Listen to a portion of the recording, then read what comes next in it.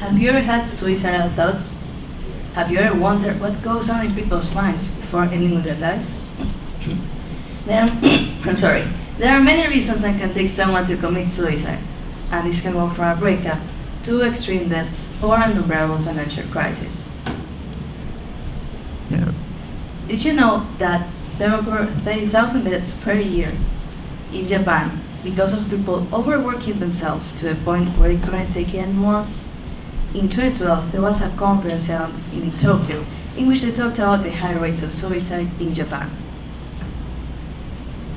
But before all this, we need to know what being overworked is in the first place. Being overworked means working beyond your capacity or strength for a longer period of time than what you can handle.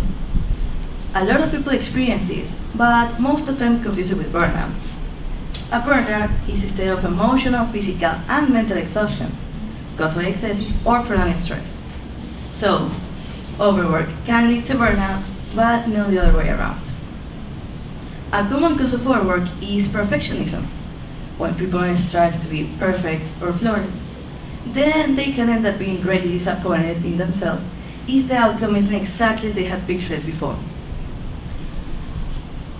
Also, when people are only trying to be perfect, they can end up putting too much weight on their shoulders. Now, currently, you already know the meaning and the why of overworking. So I will tell you some signs that so you can be aware that you are going or want to this.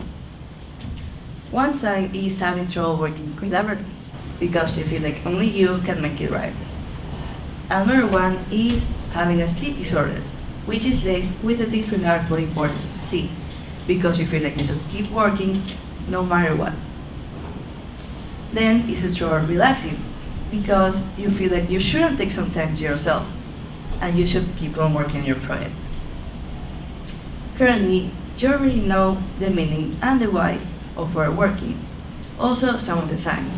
So now I will introduce you to self-management skills.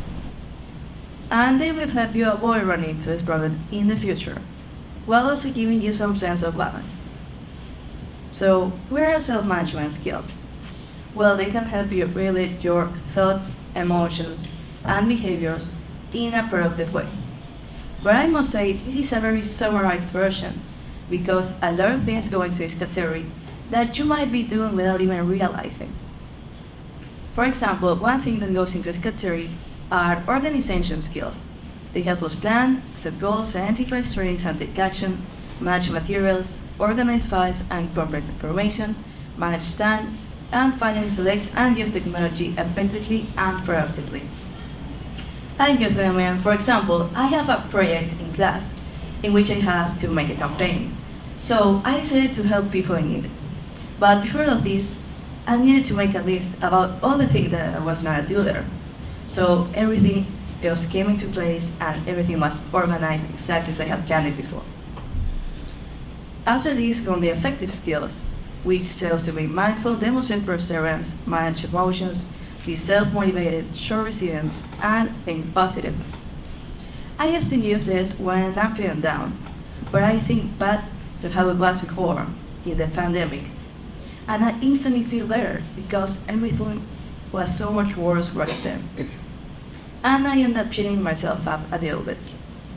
And last but not least, reflective skills.